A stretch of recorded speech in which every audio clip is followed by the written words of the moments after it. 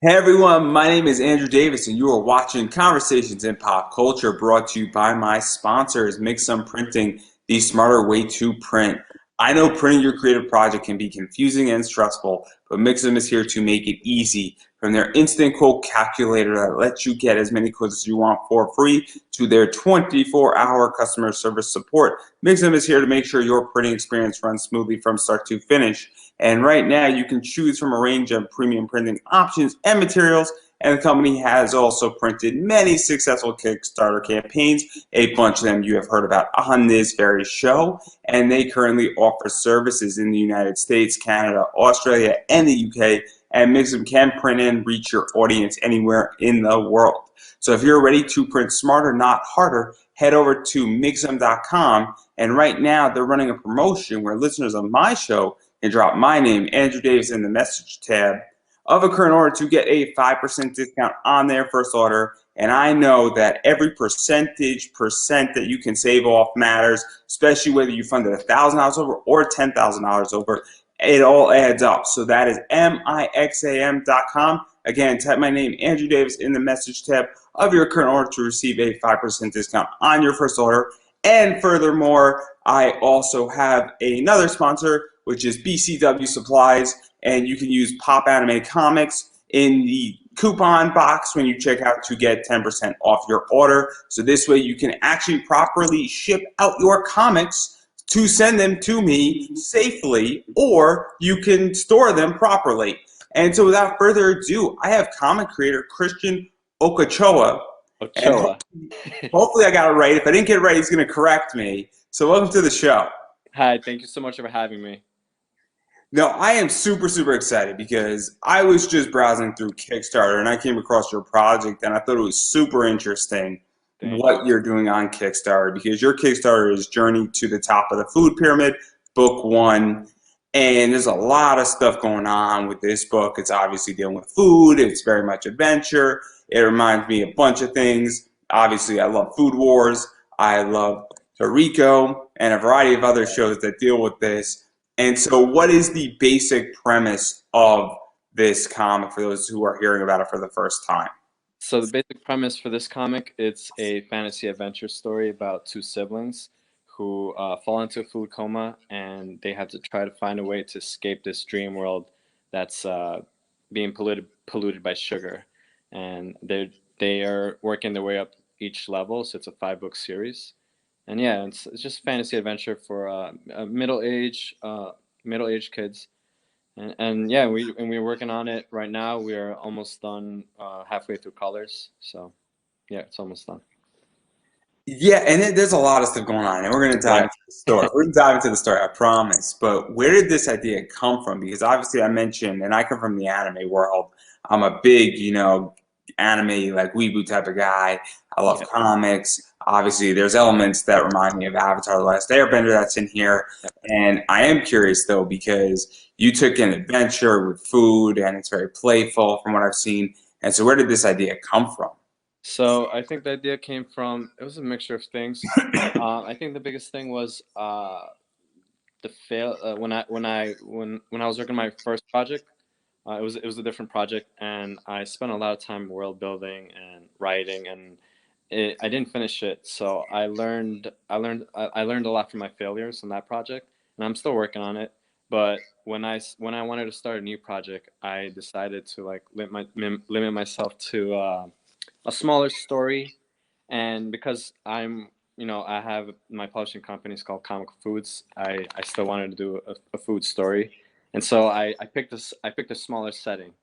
So the setting that I wanted to work on was like the food pyramid, a pyramid that has different levels of food. And then I just was doing some research, and I took inspiration from what was it, Spirited Away. Um, there was another one, Avatar: The Last Airbender, a little bit. Cloudy with a Chance of Meatballs, the movie, and the book. And yeah, and then I just started mixing up ideas, and I came up with the title "Journey to the Top of the Food Pyramid," which was also inspired by the title "Journey to the Center of the Earth." That was a book. I didn't read that book, but I love the title. I love the title.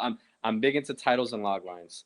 So when I first started, I was like playing with titles, and I saw that title, Journey to the Center of the Earth, and I was like, I could play with that and mix it with food, and the food pyramid just fit in there nicely, and yeah, that's how the idea kind of came to be. Well, the saying is that, oh, I loved the title of the book until I started reading the book, and the book was god awful. So that's like my favorite line, and it's a play on Californication, season 6. I would like to say with Tim Minchin. He is. I love the title. God hates us all. And then when I read the book, it was bloody dreadful. Is I think the line that he throws in there. So it's a Yeah. great line. But even talking about this, since we're talking about the world, obviously you've created a very interesting world of what I've seen of it. Thank you. And, obviously it's a very narrow and it has boundaries, your world, in which that they're in the food pyramid, but it's also very vast in the food pyramid.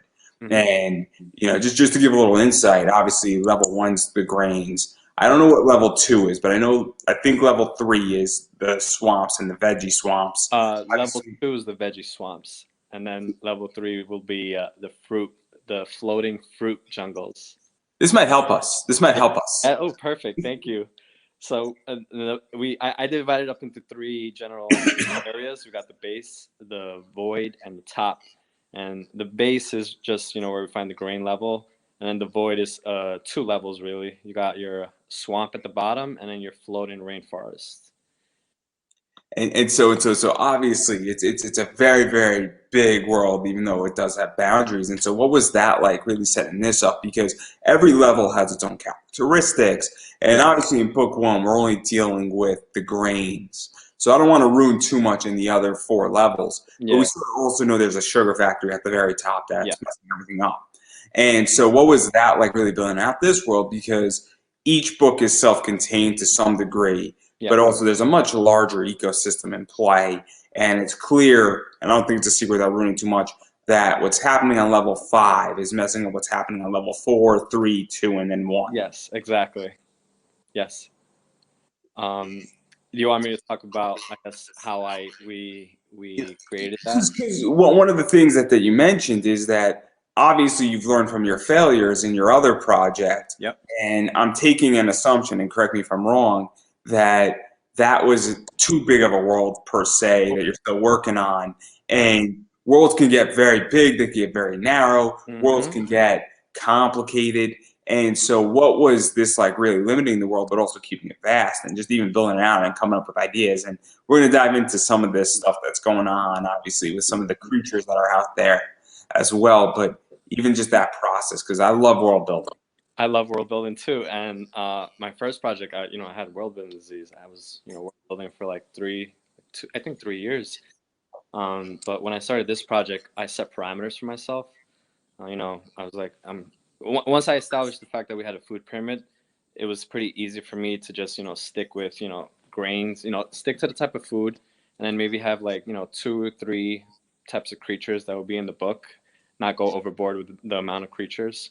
Um, and then I think the difficult part for us was determining what each level was going to be, because uh, you know if you look at the food pyramid, you have your grains, vegetables, fruits, meats. At the very top, you got sugar and oil. Um, and when I was working on it, I was trying to make it child friendly, and I didn't know how I was going to depict meat in this book. So then I just took that part out. So I was, the food pyramid is not exactly how you would Not see it. complete. How dare you, Yeah, sir? took How the meat dare you? part out. I couldn't envision seeing like meat creatures, when you have like breaded dragons and all that and pasta bugs. So I was like, I'm gonna take the meat out, and I'm just gonna. I don't want to ruin it, but I was gonna is different types of levels up there. But yes, the actual food theme made it easy for me to just figure out which creatures I want. And then once I started working with the artist, we worked on concept art, and they came up with some really amazing designs. And we're sharing that all in our recipe section of the book. So And we're going to talk about that, I promise, too, because yes. that's interesting in its own right. Obviously, I came across your project and I picked you when there's legitimately like 300 projects on Kickstarter. So, and so I'm actually very excited about this. And then even going further into this because obviously you have the world and just to give inclination, I guess a taste of it. This is what level one looks like in a Yes. lot of ways, and we got a bunch of crazy stuff going on where we got a lot of grains and we have ancient grains and we got like bread and we got what looks like waffles up there and some sort of other breads and pasta creatures that are sort of hiding out. And even what was this like really building this out because obviously you just don't have on level one in the food pyramid you have a whole ecosystem within just the grain chamber, let Yes. alone anything else. I mean, you got a predator dragon thing going on. It's kind of a crazy just world inside of itself. Thank you. There was one thing that helped me a lot when I was building this world. Textual drafter. So I wanted to design the story world as an architectural model that I wanted a 3D build, which I did. And specifically, I just wanted to focus on the grain chamber because that's like the biggest space. So I 3D modeled a lot of it in SketchUp and Revit, and that helped us a lot with background and also the concept artists use it as reference.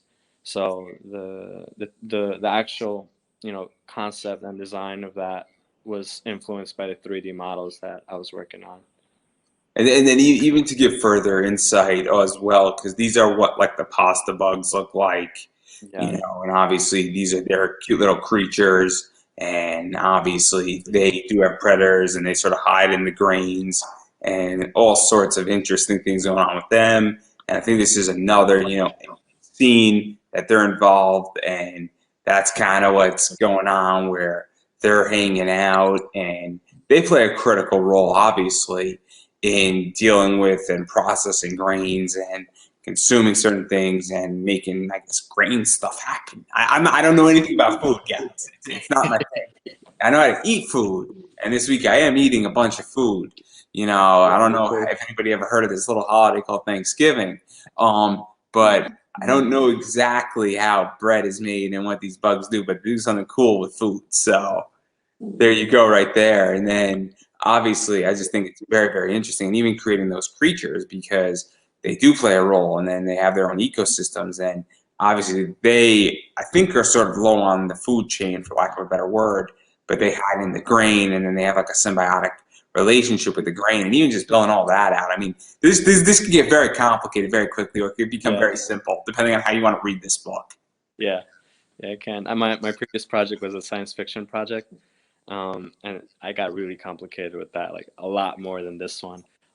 This one was a little bit more easygoing and fun because I didn't have to think about, I didn't have to go too deep into the like how the ecosystem works and all that. Like I went a little bit in there, but not too much. I just wanted to be playful, have playful designs that were visually captivating, and the concept artist helped a lot with that. I'm really thankful for my team for helping me come up with these great designs, and yeah, but this project was a little bit more fun for me. It was coming up with cool creatures, and they just go up each level and you got new creatures on each level. And then even speaking about creatures, because obviously we got to talk about what's going on, and obviously the level 5 is the sugar that's coming down, and it's something weird where sugar isn't bad, it's just that too much of it is bad. And we have this, the sugar fairy, and the sugar fairy seems like it'd be fun. The sugar fairy is giving you sugar, and it's obviously giving both these main characters, which we're going to get to in a second, sugar, and it's sort of got a sugar stinger, and it's a little bit buggy, and it gives these two kids, 6 sort of magical sugar cubes. But I don't know if this sugar fairy is so good. I'm not too sure about this one. I mean, just I'm just saying here. So what is this like, unless you don't want to talk about whether the sugar fairy or sugar fairy bug is good or bad? because something's going on with level 5, and I'm presuming the sugar fairy is up on level 5. I'm presuming here. I could be Yeah. wrong, but I'm So presuming. yeah, I could talk about a little bit about that. So there's there's sugar fairies. There's more. I mean, yeah, there's gonna be more of them. There's a sugar fairy queen at the very top, and then she has they have a factory up there. And this is the first. They're gonna meet a sugar fairy in the beginning of the pyramid. And they're gonna act like a guide. And I don't want to spoil anything else, but that's pretty much the gist of it. And the Because the the, magic the the magic. cause and effect is this little thing being down below. And this little thing is an oil serpent, and obviously this is a sort of top tier creature on a level 5 position, Yes. and it's doing it at a level 1 position, I think. Yes. And so obviously this is an invasive species to level 1. Yep. And something's wary that this thing is on level 1 when it doesn't belong on level 1. And clearly this sort of sets, I guess, the tone. And I'm purposely leaving it vague because Yep. I don't want to ruin too much, but that sort of, I don't think that that's giving anything away too No, much. of But course. the reason is why is it on level 1, and you're gonna have to go read the book to find out. Yeah. So there you go. That's your selling point right there. Um, and then this leads us into the question, because this is really setting up the environment, and then we get into the two kids, and obviously we have Ansel and Basil, and Anise. Anise. Wow, I'm really bad at reading today. Clearly. Um, Anise and Basil, and they're a little bratty. I'm gonna admit they're a little bratty. They're not the healthiest kids. They like cake. They're very grabby. They're like, oh, let's have something healthy. Their mom's like, hey, let's have something healthy, and they're like, no, thank you. But they don't say it that way. And they go into a food coma, and well, they're in this world, and they're complicated. They're very complicated individuals where they're very picky. They have different attitudes. And what was this like, really creating both of these characters? Because Anise is 12 years old. She's extremely picky eater. She's annoyed with her brother and feels like she has to take care of him, and also, wants to distance herself away from him. And what was that like creating her? Because while she shares traits with Basil, she's also very different. She doesn't like bugs. She doesn't like certain things. She doesn't like pasta. And so what was that really like creating her? Because it's fascinating. It was hard. If there's one thing I have trouble with, it's characters. I'm more of a creature person, but thankfully I'm working with co-creator Curtis Clow, and together we worked on the characters. And I think the first thing he was telling me was we got to figure out these characters' goals and what their problems are. So in the beginning when we were working together, we were trying to figure out what did Basil, who are Anise and Basil, and we were just coming up with different character traits, different goals, and as we worked on the outlines more and more, and the story evolved, we were playing with them being picky eaters, who likes to eat what, and then over time it evolved into who they are as of now. Anise is the older sister who has to take care of her little brother. Her brother's always getting into trouble because he just wants to play. And as she's growing older, she's not seeing him as a friend anymore. She's seeing him more as the little brother that she has to take care of, and he doesn't like that. So that's one theme that we're gonna hit as we go up the levels, is their relationship as friends. Because I'm an older brother. I have two little brothers. So when I was growing up, I was hanging out with my little brother, but our relationship changed as I began to hang out with older kids. And Once you got into girls, everything yeah, and changed. that yes. So I wanted to touch upon the story of family and relationships between siblings. It's very close And to then my. even talking about Basil a little bit, because in a lot of ways he is the opposite of Anise, and he is actually 7 years old. So very, very compulsive eater, much like his sister. They both love food, but he also loves animals a lot, and he also doesn't understand, I think, why Anise wants to spend less time with him, and also he's looking for a friend, and he's not really comprehending to some degree why she wants to, as she's growing older, she's trying to find new hobbies, and obviously Basil likes bugs, he really likes pasta in a lot of ways, and he doesn't like certain things that Anise likes, and it's very interesting that they share similarities, but they also are very different entities Yeah. and they're very different people. And what one likes, the other doesn't, and they're very polar in that way. And it creates a very interesting dynamic because we see this in the first book in a lot of ways when they're in the grain chamber and Basil sort of likes the pasta bugs and Anise is sort of creeped out a little bit.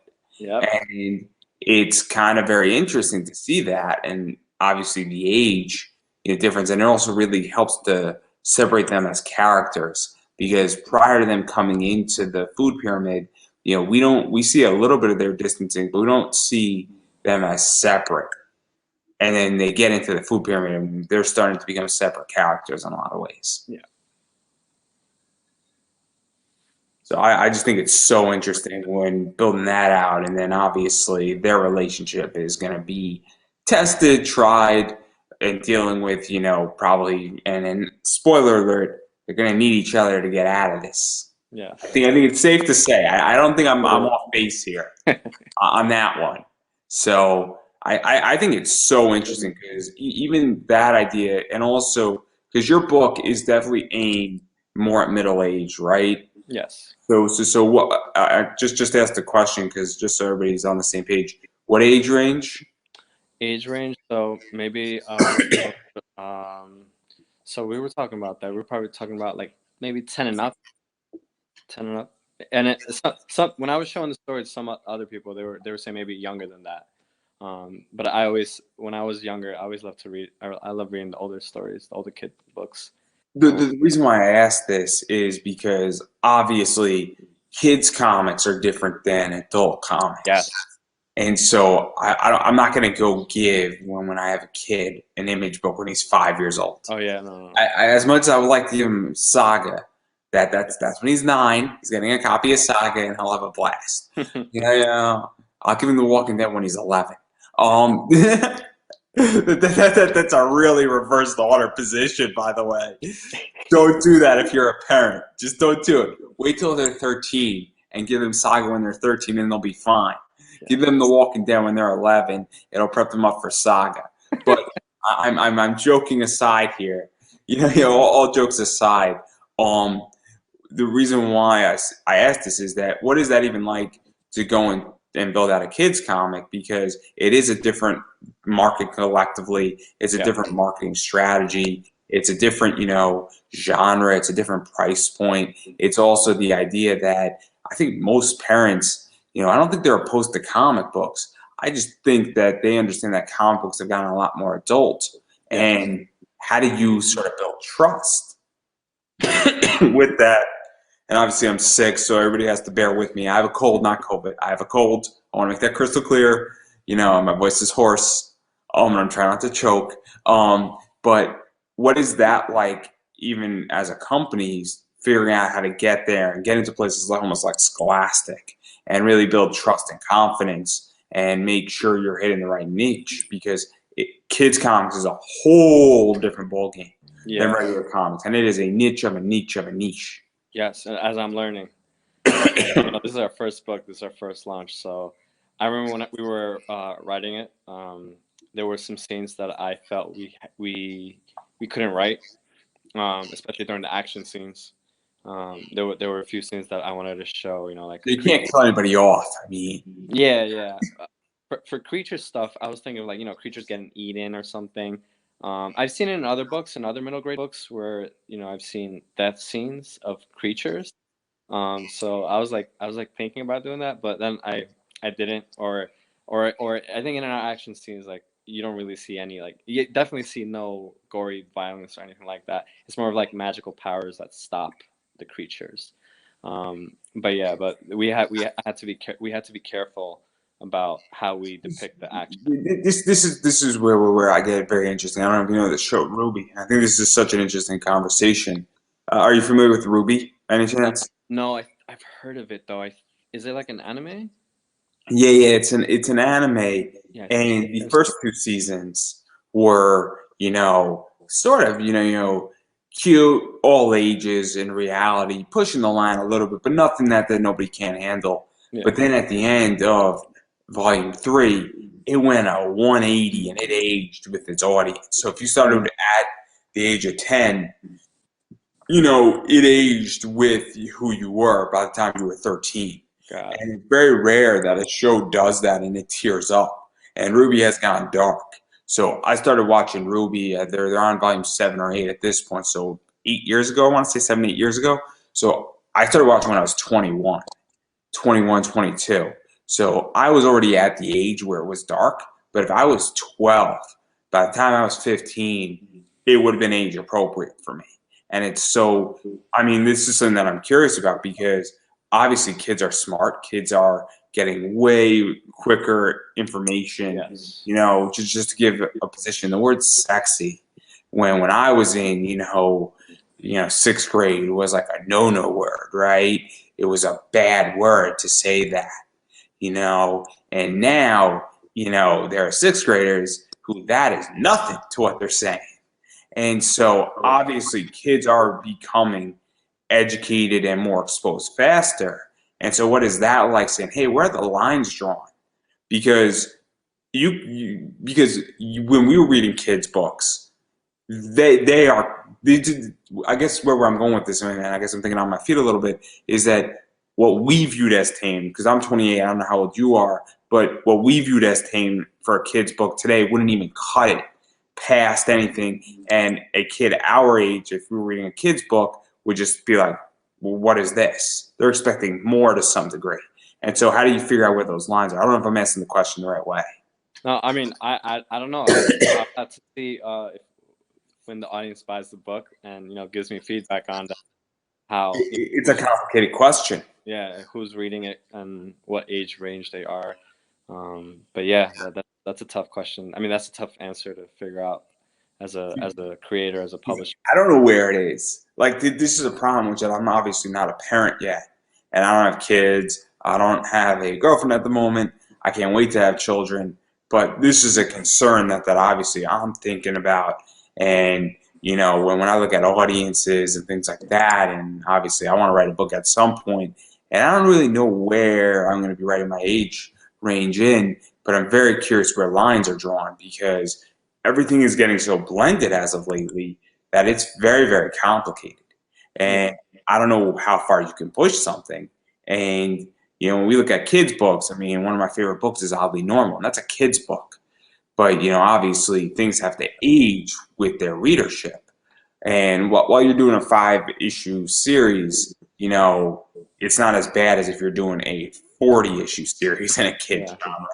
And that's a whole different ballgame. Yes. And so I just find this is so interesting because I don't know anything about the kids comic market, and it's something that I just find fascinating because it's like one of the only areas in comics I don't know anything about. So I find this stuff to be so interesting. Yeah. From the research, I think the biggest type of books that sell right now are the graphic novels. But as a creator, as a publisher, you have to have the budget to be able to afford to pay an artist to tackle such a huge project. So, and at me being a small publisher, I went the comic book issue route. Um, and yeah, but I see on the market, you got these huge graphic novels, these one story told in one book, and they're selling that, and their markets, the middle grade kids. So even to talk about this, because this is one of the debates that's going on right now, is that obviously companies like Zenoscope are going into 8.99, 72-page one shots. I know a bunch of other companies that are doing one shots and doing longer form content. I am at odds in the comic community because people are like, it's a 64-page graphic novel. And I'm like, no, it is not. A graphic novel is 120 plus pages. Don't BS me. with something as a mini graphic novel. There's no such thing as a mini graphic novel. You could have a nicely bound, book bound one shot. I'll give you that. I have nicely bound anthologies. I have Action 1000 is technically a bounded graphic novel. Technically, it is. It's a square bounded book. That's fine. I'm all down for it. But if you're telling me that an 80 pager is a graphic novel, I'm telling you, you're full of it. And in response, you could say it's a nicely bound book, it's a collectible book, it's a hardcover book. That's fine. I'll give you all of that. You could say it's a published work. It is not a graphic novel. It is not a graphic novel. In my view, it's not. It could be a published book. That I can grant you. Because I could go publish a book full of blank pages and call that a book too. Technically speaking, you could. So but I am understanding though that graphic novels in a lot of ways are doing better than comics. And a lot of people, their first thing is they're going up to creators saying, "Hey, this is my first comic," and they hand them a book. And the creator's like, "Oh, that's cool. I'll sign this too." And they don't care because it's their work. And there's a real discussion going on in a lot of comic communities about how graphic novels are working and how certain people just want bigger content. I mean, I read a lot of stuff on Comixology now, and I read most of my graphic novels on Comixology because it is legitimately it's $6.37 every month. And if I read 10 graphic novels, that is way cheaper than anything else that I could read. And for $6.37, not to mention that I feel no pressure if I don't like it versus going to a library or going to Barnes and Noble and picking something up. So obviously, how do you feel about that? Because you're obviously in the comic market, but also if kids stuff is selling in graphic novel format and comics are selling in graphic novel format as a publisher, I mean, that's got to be a tricky place to be in. Yes. I mean that was one of the reasons why I focused so heavily on the recipe book part, because I knew that with a comic book issue, you know, you're talking about maybe 24 pages. We're doing 32, so you know, we're going a couple pages over. But you know, 32-page comic book issue. I wanted a bigger book, and I didn't have the budget for a longer story. So we focused on really just documenting every little thing of our process. So you know, going back to my publishing company, Comical Foods, the brand. I want the brand to be known for, you know, telling great stories and sharing our process, which we're calling recipes. So and that's one way we're trying to, you know, differentiate ourselves from the market. Um, just focusing on food is one, and the other one is showing our entire step by step how we created it, and not just how we created it, but like how we built the team, how we came up with the idea, how we, you know, designed the book. I've seen some books with, you know, back matter stuff where, you know, they show some concept art, they may show some scripts, but I haven't seen anything, you know, to like the great detail that we're trying to do. We're trying to show everything. So Every even to talk about this, because obviously, you know, I know people who have done a bunch of stuff showing innards. I know people who teach comic book making classes, Yeah. obviously from, you know, Scott Snyder all the way up to the top on comic writing. I know people, Kamal Hennessy's been on of the comic book Oh yeah. business side of things.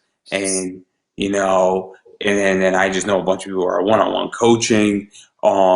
And there's a lot of information out there on how things are made, but I also think people are also as hungry for different processes and inside information and even just concepts and how something gets developed from point A to B to C to D to E all the way through.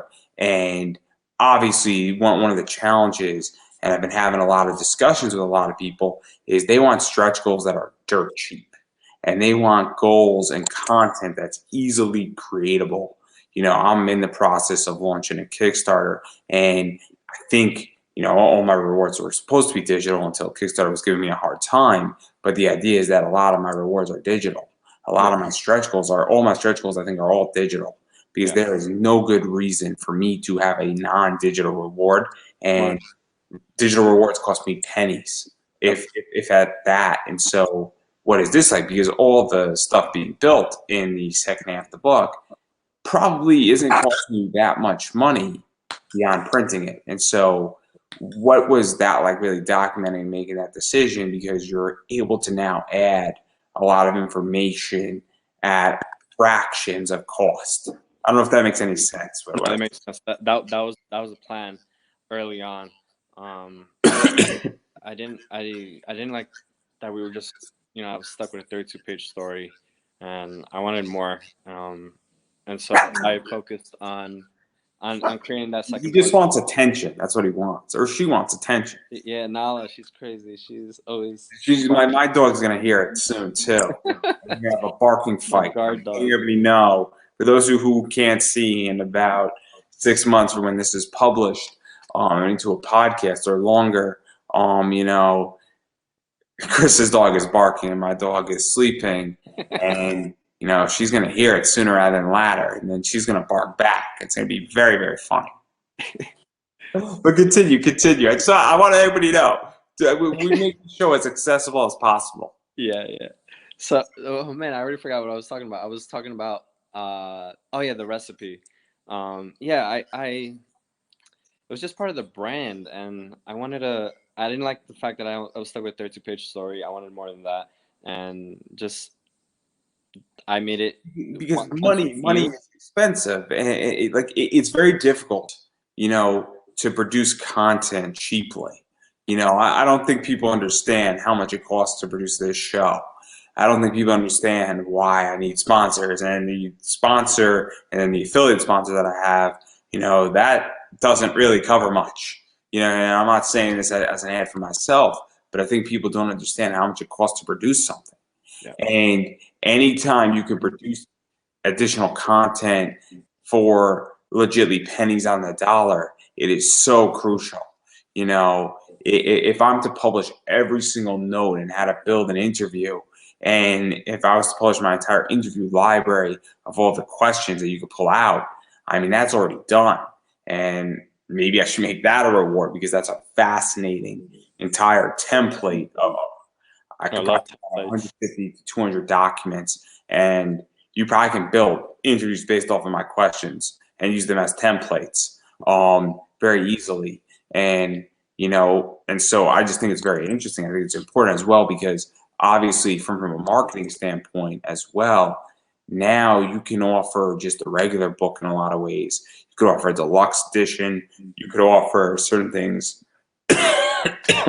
Excuse me. You could offer a variety of different positions and packages essentially with this, and it definitely, gives a lot of flexibility, and it changes what type, because maybe, I don't know how far you're planning to go, but you could very well just print the 32 page if you're going to a very kid friendly position. But if Yeah. you're going to maybe more of a 15-year-old, where 15-year-olds are around at a con, and it's just a higher population due to data, maybe you want to print a bigger thing. Or, you have kids who are sort of caught in the middle, and that, you want to market to sort of both groups in a lot of ways. Yeah. No, you bring up excellent points, and I like that I have the flexibility to be able to come out with different products. The one thing that you were definitely right about was it costs a lot. I mean, the amount of time that went into this was a lot. There was a lot behind. It's not even so much time. It's I've been doing this for forever. I don't know if you looked at the graphic I built. It says, podcast host, comic book investor. I have been investing in comics for almost 10 years now. Oh, wow.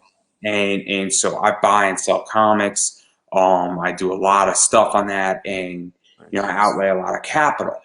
And so I've been around finances for a while, and I'm quite good at what I do. Nice. And I don't want to go into the entire details of that, but it's the idea that I don't think people understand when you're producing a comic.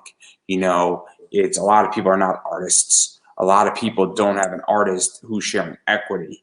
Very few teams are equity sharing between writer and artist.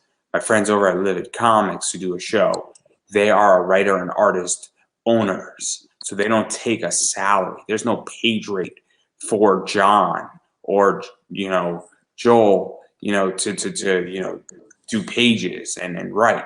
It's they own the company, versus you had to pay an artist. It's you paying an artist, you paying a letter editor if need be. I don't think you as the writer and as the publisher is taking a page rate per se at the moment. But if you're working on somebody else's project, you might be. But and then there's a bunch of other stuff, cover artists and all that stuff.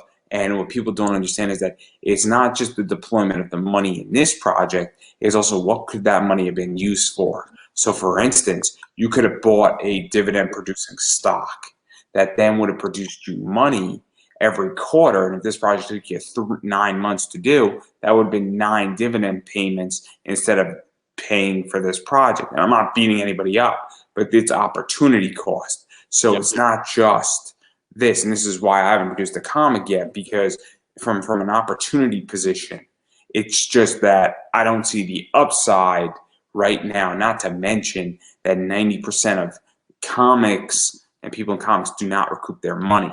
And I see a bigger problem coming down the road where I see this post at least once a week where you said, I used to have more money 5 years ago, and then my question to them has always been, well, when did you start producing comics? 4.5 years ago. Well, there you go. That's the problem, is that your comics are not cash flow positive. Yes. My business on eBay is a cash flow positive business. It's a cash flow positive business that operates on a shoestring because money's actually being taken out in a profit position. So that's the reason why I'm not producing comics right now. This podcast is starting to become cash flow positive. Congratulations. I'm not saying I'm rich. I didn't say that, but I'm not losing money. This is the first year I am not going to lose money on this, which is crazy. So, and the reason I bring all this up is that I don't think people understand how complicated it is. When 9 out of 10 comics do not recoup their money in their project, that is a rough business to be in. Yep. And that's not just comics, that's business in general. Yes, you're right. Yep. And so I just think that's something that people don't understand. And I think that a lot of people view comics and say, oh, you did 20K on Kickstarter. That's great. And my response is, how much of that was profit? I want to see P&L statements. I want to see P&L statements from people who do $100,000 in comics, because I don't really care how much you did on your comic, on your Kickstarter. I care how much money you made in profit on your Kickstarter. Because if you have a 90% profit margin on your Kickstarter, but you only brought in $50,000 versus somebody who brought in $1 million who has a 10% position, well, pound for pound, I want to put on the person that's a 90% profit margin on their Kickstarter. That's just me, because that's a higher percentage number. It's less money, but a higher percentage. So there you go. Yeah. We tackle tough issues on this show. We don't shy away from anything anymore. Yeah, no, I mean, I can go into the whole creator-owned thing. I know how. Oh, we're going to talk about that too. We're going to talk about that too. So obviously, even going into this, because I actually do like the behind-the-scenes stuff with the recipes. I think it's cool to get insight into stuff. I like concept art. I like creation. I also like annotation notes. Yes. I thoroughly like that. I thoroughly like thought process as well a little bit. I don't like over thought process. Like, I don't want overkill.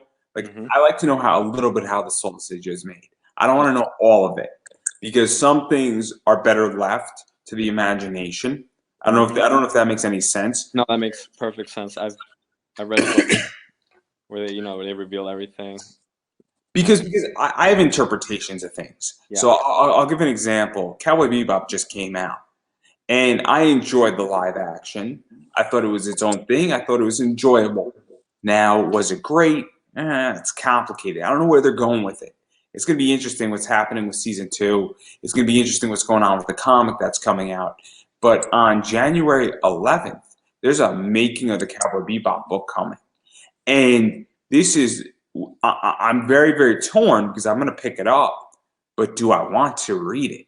Because do I really want to know how they made it? Or do I want to just enjoy it? Is me understanding how they made the show worth it to me? And will it ruin it? Will it change my perception? That's a real debate. I'm going to pick it up regardless. And I'm probably going to wind up reading it. It's just that, am I going to read it now or am I going to read it in 6 months? You know, and so that's where that gets in. But I think that your recipe thing sort of touches a little bit upon that. And I think it's very interesting because some people want to know everything, and then I might not want to know everything. Yeah. So there we go on that. But and we're gonna get into the creator owned stuff because I think that that's important too because you are a publisher Yeah. first and foremost, and you're not the only person that I know that is a publisher, is also a writer, is also an owner. You know, and so what is that like? Because obviously you have relationships with writers, you have relationships with artists, you have relationships with editors, you have relationships with, you know, cover artists and colorists, and even just overseeing the direction of the company and dealing with all that and making sure the book actually gets published. Because despite, you know, obviously an artist either doing their job or not doing their job, this book's success really does rely upon its writer and publisher. And you are both of those things, but more importantly, the publisher, because the publisher is what really carries this book in a lot of ways, Yes. and is responsible for it being published. And so, what is that like? Because it's a very different position, because you're not the quarterback, you're the coach in a lot of ways. It's hard. It's very hard. I work a full-time job, and it's, you know, I'm on a computer. So as soon as I finish that full-time job, you know, I got chores to do. My wife, I got dog to take care of.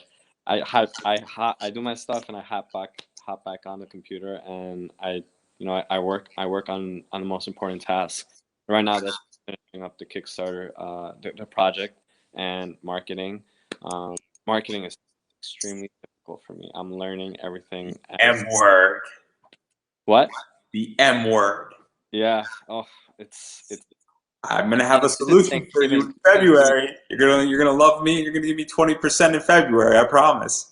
It's crazy right now. So it's very difficult as a publisher, especially as a one person company. This is a single member LLC. So See, look what your dog did. My dog's not barking. This is your fault. sorry about that. It's okay. She's a Yeah. princess. But yeah, it's hard being a single member, you know, LLC publishing company. Um, it, I'm a one man team. I'm a one man it's team who's doing 170 plus interviews this year alone. It's tough. It's tough. It's yeah. not easy. And this is something where I think even going into this even further, what we were talking about before is that I don't think people even understand what it means to be the whole thing and be not and it's not that I don't have support around me. It's that I legitly am out there doing it alone. But that's why I'm becoming cash positive because I have no staff. It's truly amazing, and you know it's a crazy thing when you're handling all this and that. I work a part-time job right now, and then that's going to eventually hopefully transition into a full-time job.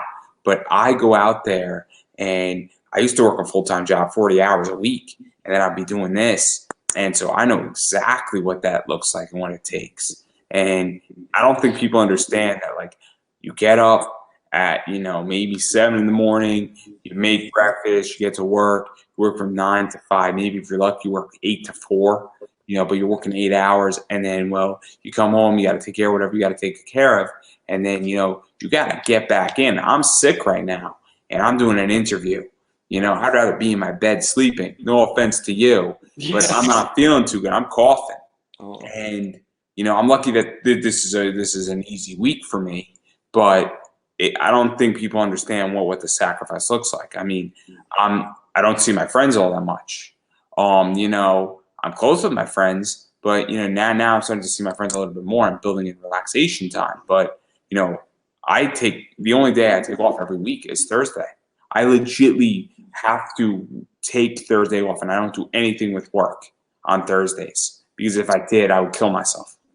yeah. And it's a forced break in the week because otherwise it wouldn't work. Yeah.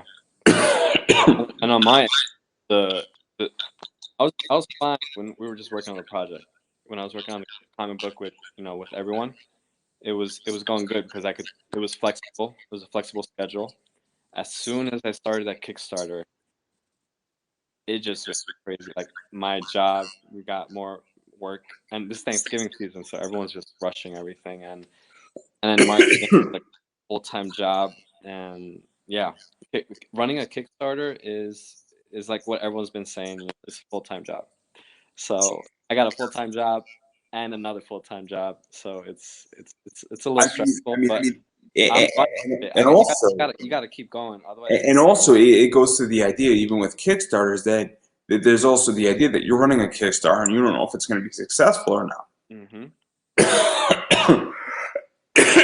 Excuse me, my throat's killing me. Um, I'm going to make myself another cup of tea in a few minutes after we're done here. I promise everybody, I'm going to be okay. I'm going to be okay, everybody. I got to get ready for tomorrow night and Thursday. It's a Thanksgiving tradition. I'm not going to say what I'm doing, but everybody has naughty thoughts. And believe me, I will be making a list and checking it twice. Um, but anyhow, um, and also with Kickstarter, like nobody knows if your Kickstarter is going to be successful. Nobody knows if it's going to reach its goal. And it's also making those connections. It's also finding people. It's also pushing it out into the right groups. It's doing shows like this. Like, I don't think people understand how much effort goes into this. And, even people who run Kickstarters, I don't think they fully understand how complicated it is. I mean, this is my, I think, eighth year doing interviewing, and now systems are just being built in. And I'm building a lot of infrastructure. And I mean, I built my Kickstarter that got denied a bunch of times, and I'm figuring out if I want to even be on Kickstarter. And I don't know if I'm gonna be on Kickstarter. I'm gonna make a decision in the next 6 days or so. If I want to do Kickstarter, or if I want to do it, I really want to do it in February and make millions. Um, but it's the idea that it's a lot, and it's complicated, and it is hard. It is a brutal sport, and you even to talk about that. Where do you even think Kickstarter is going? Do you think it's sustainable? Because that's my concern. I'm an investor first Yeah. and foremost, and I'm reading the writing on the wall. At least that's how I view it. And I get flack for this. I get attacked by people who are a lot bigger who disagree with me, but they're also running a lot of variants. Their Kickstarters are built on variants. And I'm a variant guy. I like variants. I make money with variants. I make money with exclusivity. But I'm also saying, hey, the writing is sort of on the wall a little bit, at least the way I'm seeing it. And maybe I'm wrong. And I'm the first person that if I'm wrong, I'll admit it on this point. But there's also more projects that have been on Kickstarter in the last 22 months. Yep. There's been more projects every single month on Kickstarter. Hmm. There's over 200 and I think 20 right now on Kickstarter. It's probably almost 260, I think. Last time I checked. And it is brutal out there. And so do you think it's oversaturated? Because let's be realistic, there's only so much money that goes around. I right now have $277 in my bank account. Hmm. So I'm not backing every project when I have legitimately no money in my bank account. Yeah. And I think it's Yeah. tough for people. Yeah. I think you're right. I think you're. When I was in there, there was a lot of competition. There was a lot of competition. There was a lot of creators out there, and the same thing. I used to back a lot of Kickstarters, and as passed, I was like, oh, that looks cool. That looks cool. That looks cool. And I started noticing my bank account was going down, down, down, and I was like, I can't back every one of these, and that's Also, sorry to interrupt. yeah. I've noticed that quality has gone down on Kickstarter. I just got 2 or 3 projects. My last 3 projects that I just received in the mail, and I'm waiting about 12 of them, which is insane. There are projects that I've been waiting on since May, Yeah. and I'm not going to get them till January, and I'm not fucking happy about it. I'm actually really upset about it, and those creators will know that I'm angry because my endorsement will leave, in which that they will not be back on my show, and they will not have my money. And this is an open statement that I think people need to hear with me. And they're going to hear it in a few weeks. is that the quickest way how to piss me off is damaged books, not arriving on time. And when those two things happen, I don't back your products and I don't endorse your projects. You being on my show is an endorsement. Because 98% of the people are not recommended. They are chosen to be on my show. And that's the way it is because I have full creative control. And every once in a while, somebody gets recommended and somebody sort of gets in because I owe somebody a favor. But people are not usually, recommended in that sense. But, I've noticed the quality going down. I don't know if you noticed that. And look, I've only packed like 32 or 33 projects, but I've noticed the, quality going down. Where a lot more spine ticks, a lot more corners being beaten up.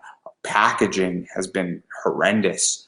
Books not arriving on time. And I don't know how you feel about that, but I haven't backed that many projects, so the projects I have been fine.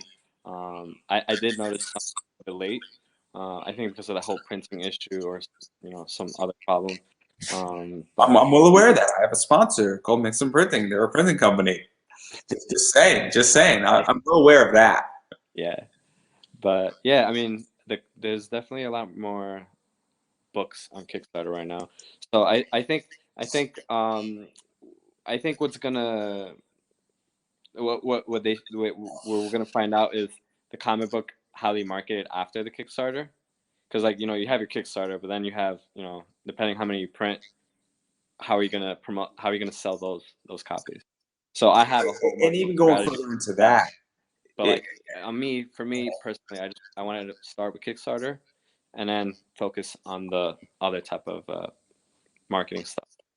But even going into that, because this is my concern as well, yeah, because I'm a business. So obviously, this is business is part of a much bigger company.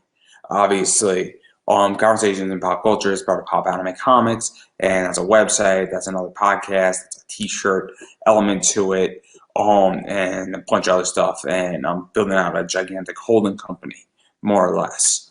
And one of the things that I'm concerned about is that a lot of people have gotten signed comic deals, and this is something that people disagree with me on as well. And you look at companies like Scout, Second Sight Publishing, Behemoth, or Behemoth, or whatever it's called, and there's a few others out there. And I'm not singling anybody out, but they're signing a lot of people's books. And I don't know how old you are. I'm 30. Oh, so you're my generation. So you're not an '80s kid. This doesn't really apply to us, but it happened in the '80s. A bunch of people were getting signed music deals, and a bunch of people who should not have been getting music deals got it. A bunch of people in the '90s got it. A bunch of people in WWE, a bunch of people who were just signed from the independents got a bunch of wrestling deals, and then got released in the last 3 years. This year, 64 wrestlers, guys, in WWE. It's insane. And you look at 2015, a bunch of people from SoundCloud got signed deals, and then they have one hit single, and then they're nowhere to be found. And I feel like that's happening in comics right now. And I get a lot of flack for this, but it looks that way, where it looks like, and maybe this is just how I'm seeing it, maybe I'm wrong, and I hope I am, but it looks like a bunch of these companies have a lot of money, or they're taking risks, saying, look, if we sign 20 books, we're going to make or break even on 18 of them, or we'll lose $500 per book on these 18. We'll take the hit, but if we get two, and we'll make 100,000 on each of them, and it won't be a wash. We'll be up 40 grand as a business, and then we'll just keep reprinting it, put it into a graphic novel, and then the other 18, we'll get 3 issues out of them. Shops won't buy it, and then we'll just cancel it, and we don't really care. We're going to leave our consumers dead and dry and screw up who produce these books, because I feel that a lot of people on the indie scene are getting signed, and some of them are good, and some of them are not good, and should not be getting deals. Not naming names, not going to say who, because that's not my place, but I think it's a real problem, because I think that's what's going to implode the market. I really think that you're going to have a mass exodus, and you're going to have blood in the streets. I really think that. And I think it's going to be a complicated day, and I think it's actually going to be very much what happened in the '90s with comics, just on the indie scene. Got it. When I was I was focusing on like in the beginning I wanted to do it quick, and I realized how much time goes into it, and I was like, you know what, I'm just gonna go and try to make the best story as possible. And it's been, we've been working on it for like a year and a half, 2 years. I'm not saying that to be discouraging. Yeah, yeah, I think what needs to happen is that, because I think one of the problems, I think you have sort of a mentality where I think a lot of people don't understand. You need a story, you need a concept, you need something of substance to bite into. And yes, I think that that's what's going on. I think that's a failure here in comic right now, and I think it's a failure collectively. I don't think it's an indie failure. I think indie has a little bit more of it, but I also feel that a lot of books don't. I mean, I look at a bunch of books and I'm like, where's the story? I don't get it. And I come from the world of Zenescope. I come from the world of Scott Snyder's Batman. I come from the world of things like Bang Tango that are out there. You know, I come from, like places like Kanto and Teen Titans, and when Jeff Johns was writing. So I would like to be, establishment, a little bit off establishment, I guess you could say it. I've read a bunch of Image books that I thoroughly enjoyed, like Thief of Thieves and a variety of other things. And that's my whole thing, is that, like, when I'm reading an indie book, I'm like, I don't get it. And there's other books that I get instantly, you know. yeah. No, writing is difficult. Um, I was learning it. I hadn't written anything since high school, and when I first started working on our project, it was just hard, and I realized that right away, that my writing skills were not there to create like even like a decent story, and that's why I worked with a co-writer on this project, and he helped so much. Curtis was a huge help, and together we were able to make I feel a story that is actually really good. But yeah, when you're working on, especially when you're working on your first project as a indie creator, it's very hard. Like, you're gonna be learning as you write. I mean, this is my first project. This is my first comic book. So I don't know when I'm going to write a comic book, but I have a very rough outline and a very rough storyboard outline for a project I want to do, and I'm going to enjoy it, and I'm going to make bank on it, because I'm a businessman first and foremost. I am not a comic book writer or a comic book creator. I am a comic book businessman, and I'm a businessman first and foremost. I'm an entrepreneur more creative entrepreneur. very much so, Yes. where my entire company and what I've done in the last 10 years has been based with a monetary position first and foremost. And just because I'm creating something doesn't mean I can't make money with it. So I think that that's a big problem as well right now, is that I think in comics people don't have infrastructure in place. And I mean, my conversation with Gamal really made that crystal clear, where having a legal contract in place, super helpful, super helpful. You Yes. know, Talking about Gamal, he's the one who helped me with one of my contracts. well, that's because you guys are in the same city, so right. Yeah. Yes, I met him in a few comic book conventions. Yes. He doesn't allow anybody to post in his group though, but that's neither here nor there. So yeah, I'm very upset about that. So he posts in my group though. It's not a tit for tat. I don't play that game, you know. But it'd be nice every once in a while if he let me post in his group. He wouldn't even let me post his interview in the group, which I thought was super weird.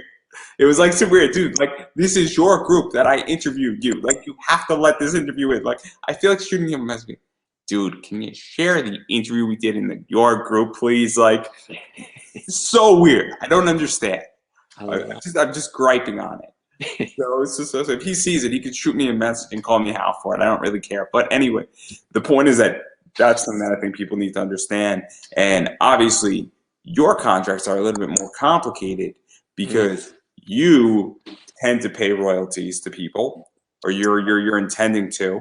I'm presuming you also are creator owned, I think, and so there is some ownership structure in place. Yeah, I And can talk about that.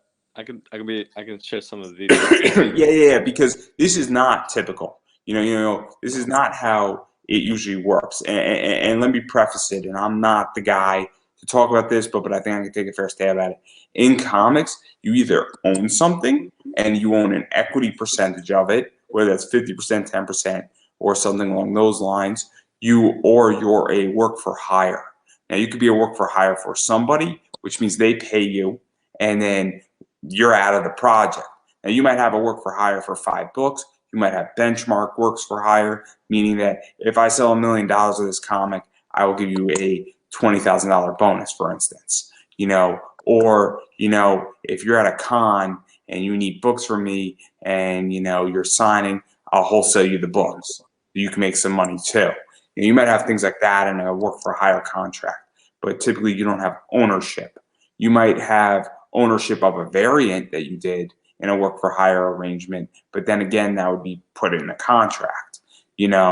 So, but if it's creator owned, that means that creator owns it, and then you as a publisher take a certain percentage of printing plus a little extra off of it, just because you're a business, right? Usually a publisher takes 20 to 30% sometimes. I think it's sort of the standard. I don't know if that's true. That's what I've heard. Yeah, I heard 20, 50. I think they're more, yeah, they're lowering depending on the publisher. I don't know. But from what I've heard, different publishers have different royalty rates and how much equity they own. But yeah, for us specifically, Comical Foods doesn't own anything. Zero, nada. For this project, this is my first project, so I'm gonna be trying out different models.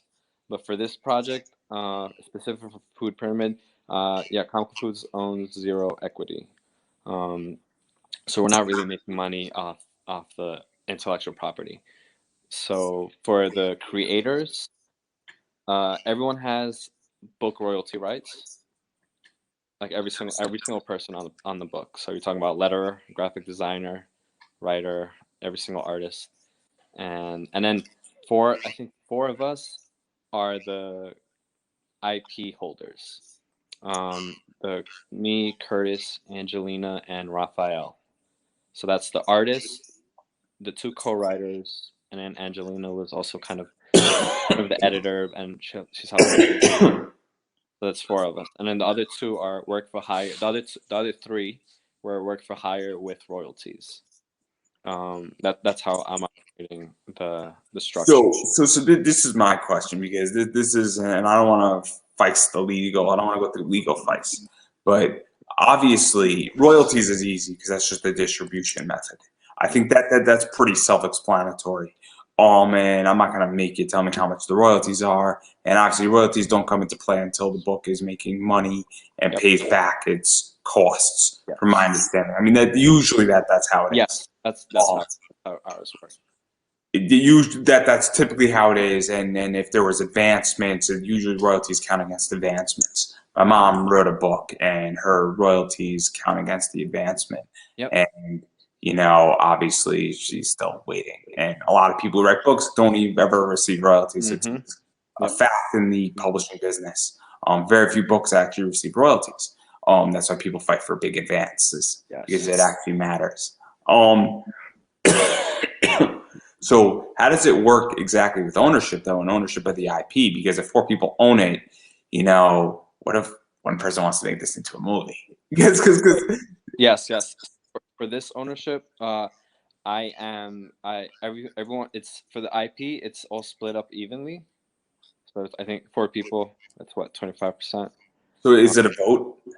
No, for this one, it's have final say in the business matters. In the business matters, I have final say for business decisions.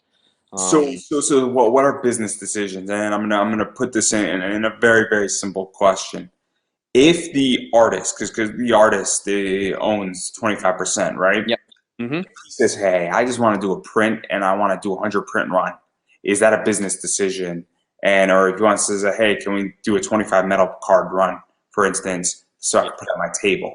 Does he have the ability to do that, or is that a business decision? I see. Okay, that's a good question. I think anything that involves, like, I guess, You don't have to answer it if you don't want. yeah. I think that might be a business decision. It depends who's printing it. Like if he wants me to print it and I'm using the company's money, that would be a business decision. So if he says, hey, look, I want to do a 50 limited print run. I'm going to New York Comic Con, and I want to do a New York Comic Con 50 print run. That's all I'm doing on this. Putting a certain, I'm doing, a picture of Basil, for instance, and getting attacked and chased by the oil serpent. And Yeah. it's just like a fun, playful thing. And it's super limited, right? And he says, look, I'm doing this. I'm printing it myself. My goal is to only do 50. And all of a sudden says, hey, look, I just want to use these characters in a print that, obviously says, food pyramid on it. And that's what I want to do. But, I'm not planning to ask you guys for money. Or if he says, hey, I'm printing 100 and we're all going to be at New York Comic Con and I have a booth, can we do this? And this is my idea. And, and this is where this gets tricky when people. Yeah, that's where it gets tricky. I mean, that'll have to be a conversation with all of us. But yeah, I didn't think that far ahead into like that type of stuff. But I think depending on who's printing it and how many copies are being sold and everything, because when you talk about IP, when we are selling anything that's connected to the project itself, that profit should be split up evenly between the whole team. So if he's like, or if they're selling like 50 copies of something, are we receiving that the share of the IP? But then again, you have to factor the cost that he's made, because he's producing something that we're not producing. So this is where it gets tricky. This is why in my business it's so interesting, because obviously my logo was a work for hire, so I own it outright. Yes. I paid way below market value looking forward, but I found somebody who was saying, yeah, I'll do it for this, and I was like, cool, awesome. And way under, and I'm not going to tell you how much I paid for it publicly, because when you know how much I paid for it, fuck, that's my logo up there, everybody. It's my elf. I got a really good deal on it. I was super stoked for it too. Because I know where to find things. Somebody wanted to charge me $300. I did not pay $300 for that. So I paid way less than that. But this is where this gets tricky, because obviously if your artist says, hey, I'm on a drink and draw podcast, I just want to draw this, you're not going to balk at that, because no, that's not a violation of the IP. Because as a small publisher, I'm going to be a lot more lenient with that type of stuff. But when it comes or I'll give a better example. Let's say there was a charity auction and your artist had original art and said, I want to donate my original art to this charity. That is very different than an IP position, or if your artist is selling the art, because the original art, first thing, that's not because that could be business positioning, but it could also not be. And that's where this gets tricky, because at what point does somebody own the original art? Does the company own the original art? And that's where all IPs get complicated. Yeah. And because that's also getting very niched down versus niched up, versus producing metal cards. And so this is why, and I'm not trying to make you like think about all this and put you on the spot. So I don't want to box you in this way when everybody's suing each other. They're going to refer to this, that I'm going to be called to testify. But do you remember, Mr. Davis, when you interviewed Chris? Yes, I remember that night very well. I was quite sick that night. It was 2 nights before Thanksgiving, and I really don't want that to come down. And I'm like, and then I had to go get a lawyer. Oh, it's going to be great. I don't want to be part of that case. Okay. That's all I'm going to say. But I do find it, joking aside, obviously, I was very curious about that, because ownership is incredibly important. I know all about it, and I'm very protective of my positioning on my ownership. And I went through a very, very bad situation with ownership, and it did not turn out for me well, because no contract was in place, and I only lost my time. I didn't lose money. So even going further, though, into this, what prompted you to want to even do royalties? Because that is a very enticing deal in a lot of ways for people, when you're paying royalties on an indie book in a lot of ways. And I don't know if you're going to do that for every book, but that's a sweetheart deal in a lot of ways. Yes. I mean, I want to. I was a freelancer. My wife is a freelancer. She's a graphic designer, but I wanted to. Everyone was complaining about like royalties rates, page rates specifically, and coming in as a new publisher, I wanted to pay people what they're worth, and royalty is not. It's what happens when the book sells. It's after you make the money You back. also, sorry to interrupt. Do you also feel though that to some degree, because the way I view a royalty is that if I'm producing a comic, I might say to somebody, look, I could pay you more money up front and I could take the risk, or I could pay you less money, but I could give you a royalty. Because Oh, to me, it's a different way how to structure a deal. got it, Because got it, got it. No, I don't look at it like that. I'm gonna pay them up for it that they like. That works for me, and they get royalties, and that's what I hope sets my publishing company apart from everyone else. Because I know every other publishing company will, they're gonna be like, hey, we'll give you a little bit more royalties, and you can take less payment up front. you see, the reason why I do this and the reason why I think the way I think this way is I say, look, if I give you a 12% royalty, but I'm paying you, your page rate normally is $80, but I'm only paying you 60. And I say, look, I have the $80 for all the pages you want, and you're going to be doing 22 pages. And then I'll give you a 6% royalty. Or we could take that money, and now we actually have a marketing component to it, and then we can go do that. And I understand that you're doing X, but I wouldn't just sign somebody for one book. I would sign them for 5 books at the same position. And I would say, look, I'm not trying to screw you. I'm just saying, look, for a finance position, this makes a way just to make this all work where I'm going to pay more money on the back end, but right now I'm trying to cash flow a project. And so $20 can make that difference and it can make the deal work. And if also I'm the type of guy that can say, if I say what I do, and I mean, I said this year I was going to do like 150 interviews, I'm going to be ending the year around 170. I have a very good track record of saying certain things and actually accomplishing that. And that if I know we're going to do something, especially in the secondary market, and especially when we get into other things, and I have a product that I'm building out and a concept that I'm building out that is going to get people to that stage, that's how I view it, is that just how much cash do I have? How can I make this work? And then with the royalty. And I also understand that some people might say, look, you know what it is? If you say what you're going to do and we're going to be in confident publishing, and you prove that concept, a royalty can be very, very effective. And, I mean, I'm not going to lie, I might work for zero to have a bigger royalty. If I ever write a book, I don't want an advancement.